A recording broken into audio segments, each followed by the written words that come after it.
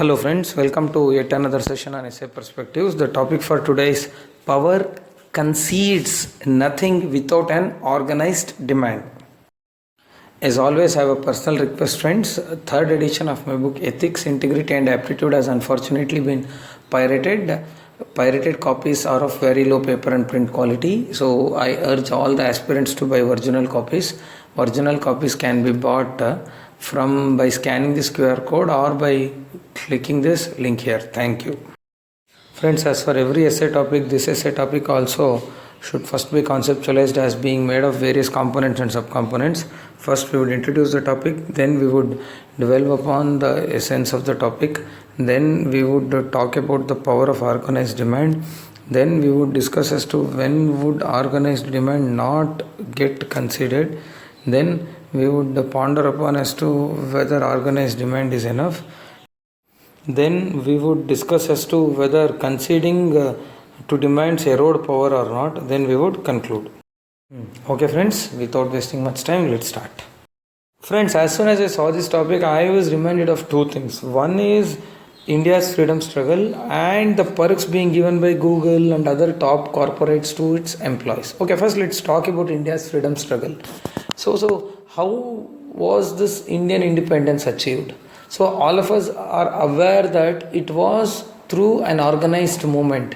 It did not happen sporadically, right? Though every attempt to force British to concede freedom or independence to India was through an organized pattern. An organization called Indian National Congress was set up. Even so, then it started coming up with various strategies for launching various movements. That can be civil disobedience movement, that can be non-cooperation movement, whatever. Even if you say that there were many freedom fighters who did not get associated with Indian National Congress. So for example, revolutionaries, even they also had their own organizations like Anushilan Samiti in Bengal or whatever. So but what I'm trying to convey is that basically India's freedom struggle was rested on the bedrock of organization. It was an organized demand. It was not a sporadic demand. It was not as if somebody in Andhra and somebody in Tamil Nadu, someone just in Gujarat, so randomly without talking to each other, they started doing something and finally we got independence. No, right? So Congress used to give a call and everybody used to fall in line.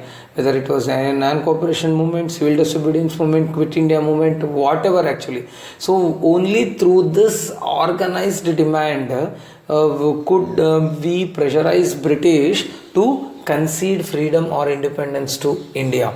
British had power.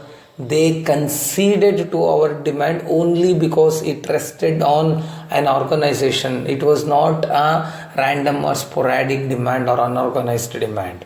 Okay, so diametrically opposite to this, so let us talk about the perks that are being given to employees. I've just mentioned Google because Google is regarded to be one of the best employers and this is regarded to be the best place in the world to work, correct? So here in most of these cases at least, all these perks that are being given to the employees is not through any organized demands. Any software company for that matter, any corporate for that matter doesn't have any unions, right? So there are no employee unions. If you see factories, if you see PSUs and all, you have employee unions. If you see government also, you have employee unions. But in such corporate, employee unions are not there. Why? Simple, because these companies are liberal enough. They concede to the demands even without being asked. So they give all possible facilities, all possible perks to their employees so that employees have to stay happy. Once they stay happy, they contribute to the success of the organization, further achievement of targets or whatever. So thus, both British and Google or any corporate both have power, okay? But British conceded only for an organized demand, but corporates normally concede their power. They concede to the demands even if it is not presented through an organized way.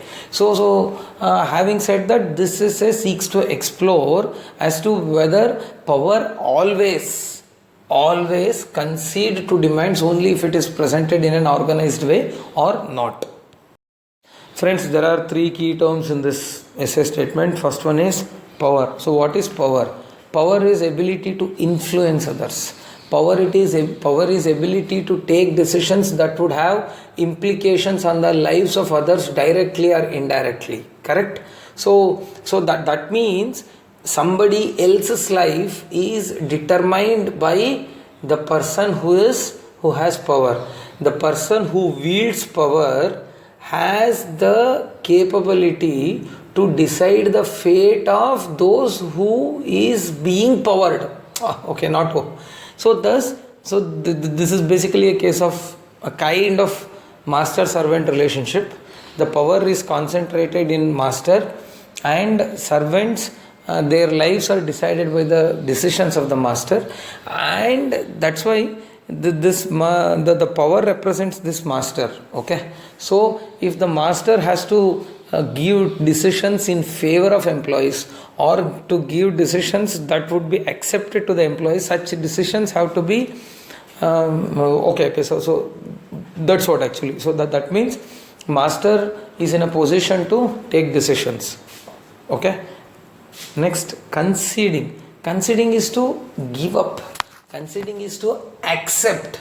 Correct? So that means when whoever is in power, that master who is in power, whether he accepts the demands being put forth by servants, by those upon whom he is he can exercise his power. Then organized demand. It is very important, friends. This is we have to understand this. So every time the person in power has to accept some demands, right?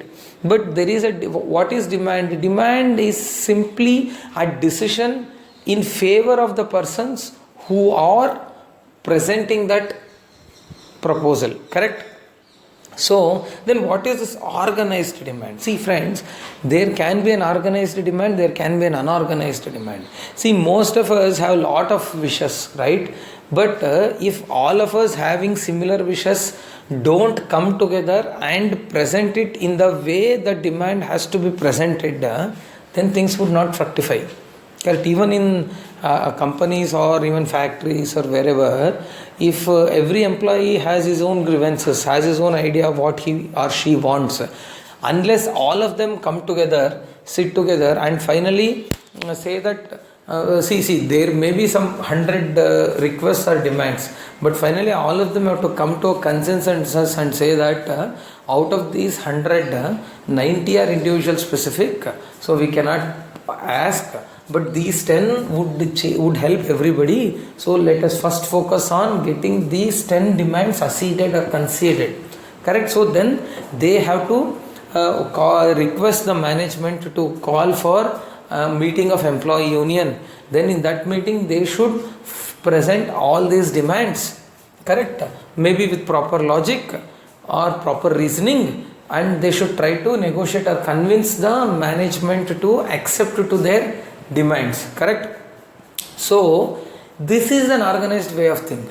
Otherwise, if you are just like randomly, you want some demand, you have some demand, someone else has some demand, you just keep writing that in some suggestion box and putting it would not fructify.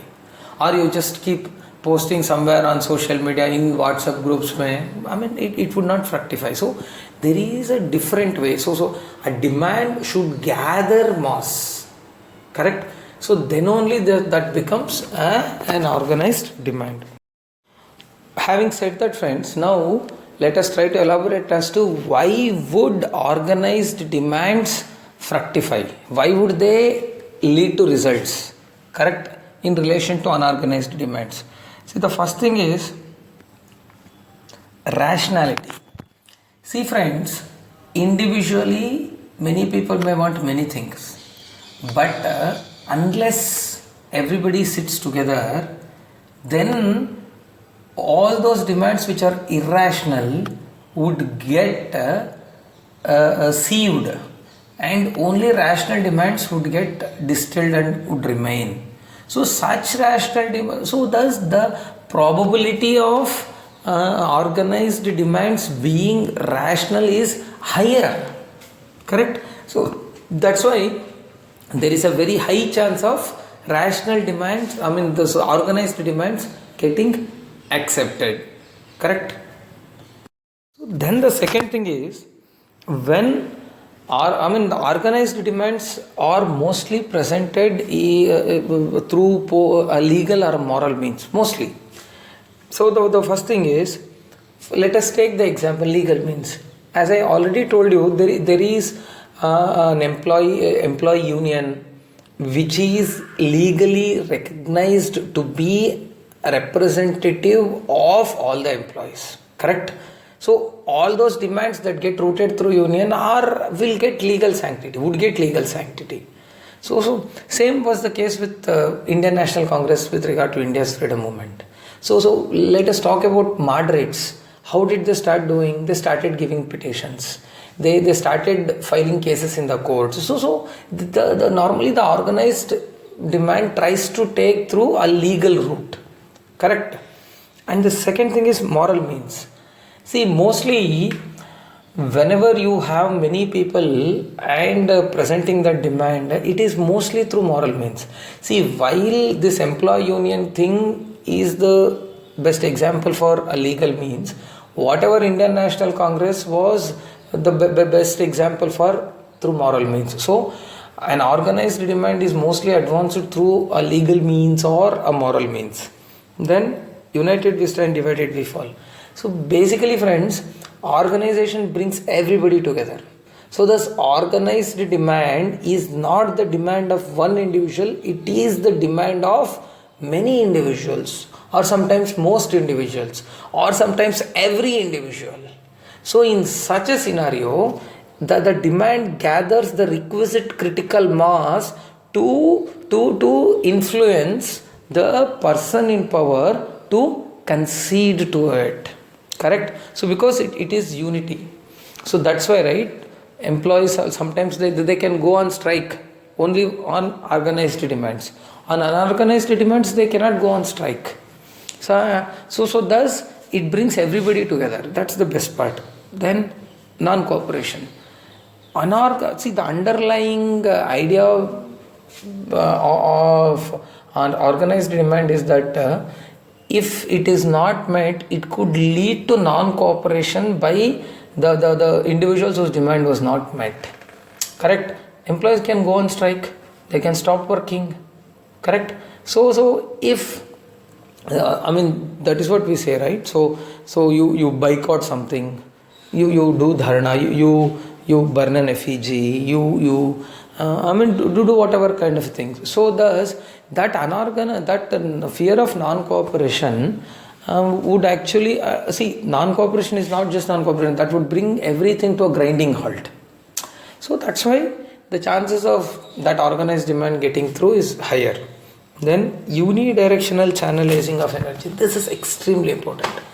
Friends, actually all of us are aware that unity is not enough, because all the unity can concentrate energy, but that energy has to be pulled in a particular direction.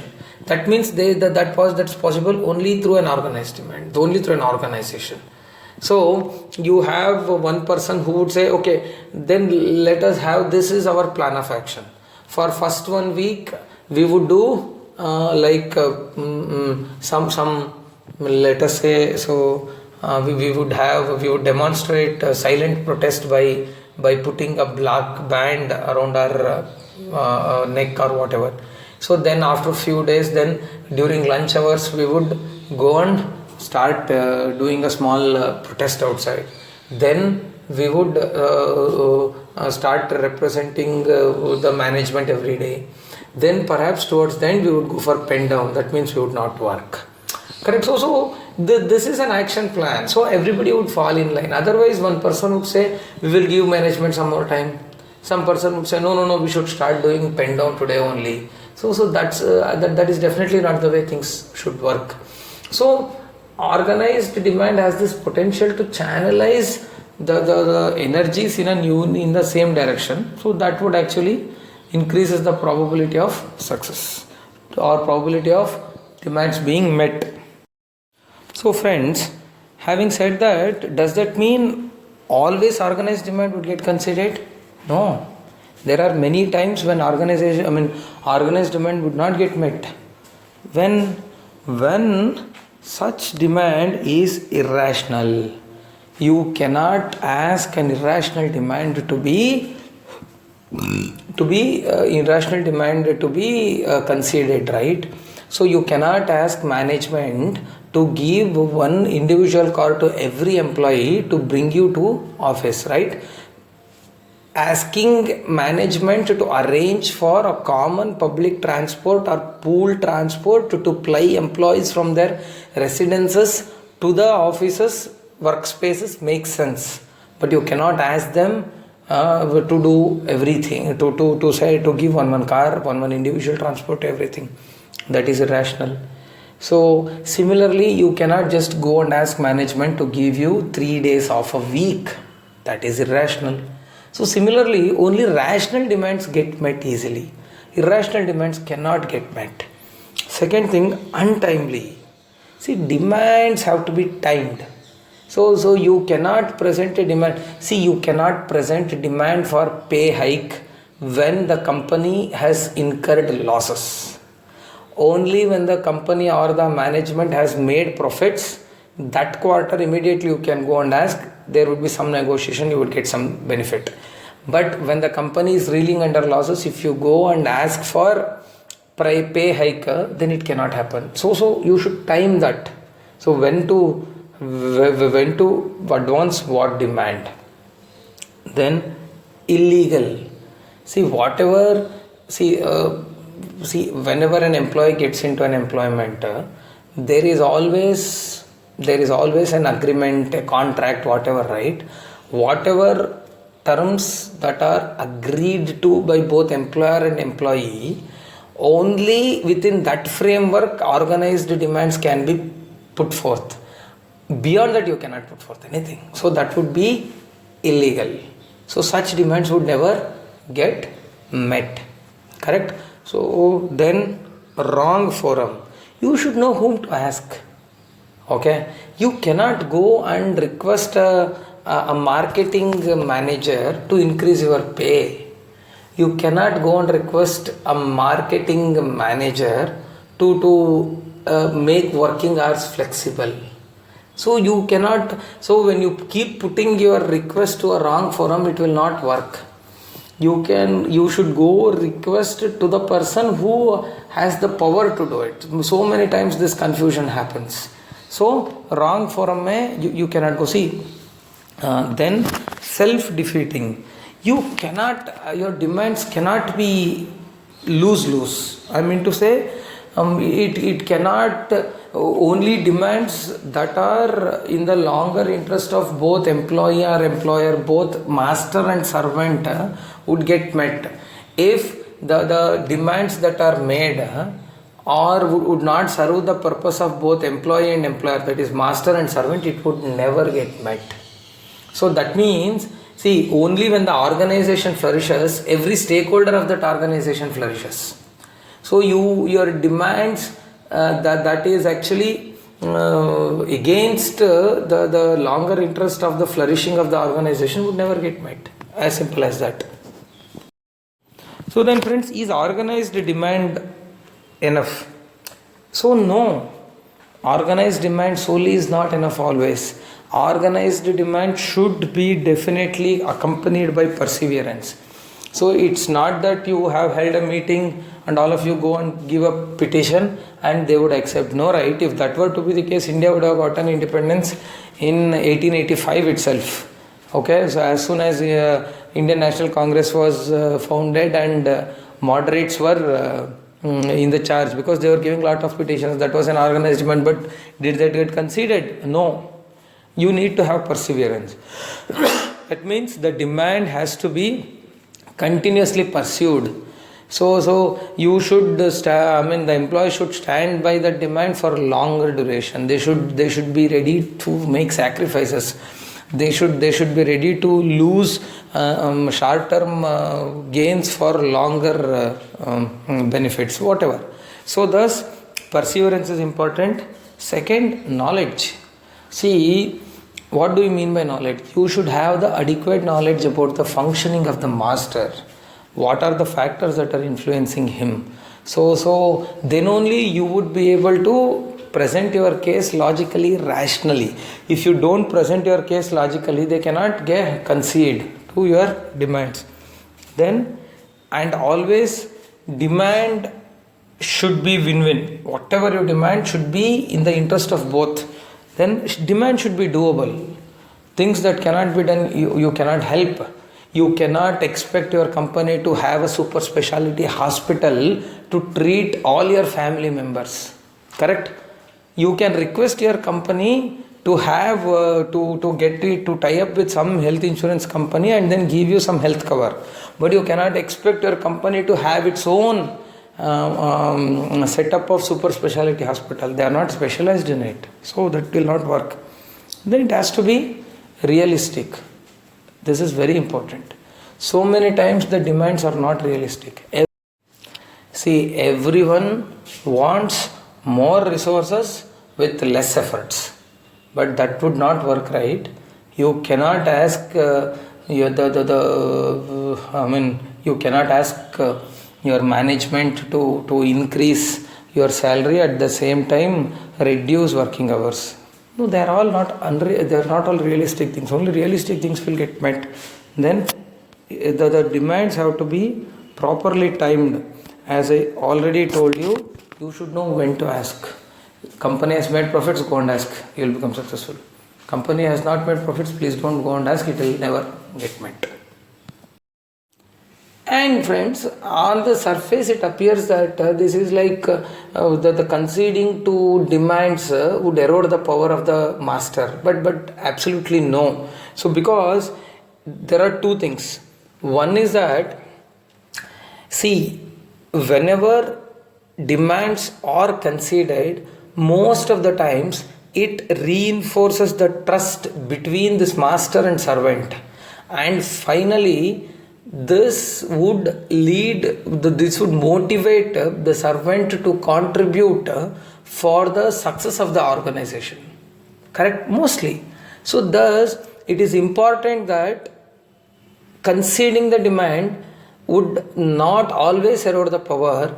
At times it would enhance the power also. It's important.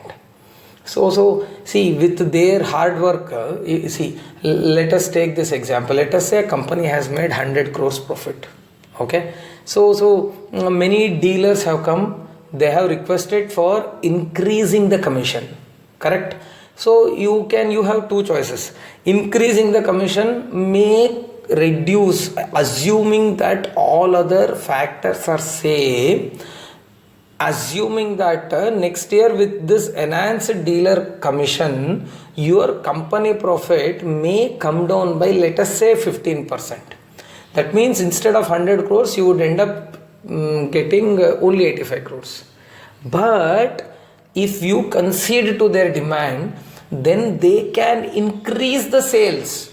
When they can prioritize your products over the products of your competitors, and finally it may lead to doubling of the sales.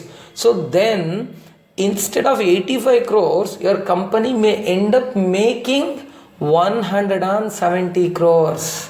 Correct? So then it has actually enhanced your power. So conceding to demand does not erode power. Sometimes it enhances your power. It is in the longer interest of the organization. Then it also acts as safety valve. This is tricky. See friends, if you keep refusing every demand, then at the end of the day that frustration gets the frustration gets accumulated. Finally that pent up frustration would get exploded one day, and finally at that point of time you cannot do anything. Suddenly everything will come to a grinding halt. You may even have a physical attack, assault. It can take any violent form for that matter. But if you keep conceding some demands, then that frustration accumulation would get delayed. This is same as the safety valve theory of whatever. So thus it is important for, so thus a power which does not concede any demand would actually one day get eroded totally. A power which concedes some demand has greater chances of getting accentuated.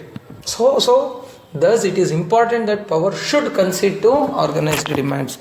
So friends, having said that, from the above discussion we can very well conclude that it is very important for the person, for every individual to organize all his demands and to present it to the power in an organized fashion only. The chances of organized demands getting met are higher than the chances of are higher in relation to unorganized demands.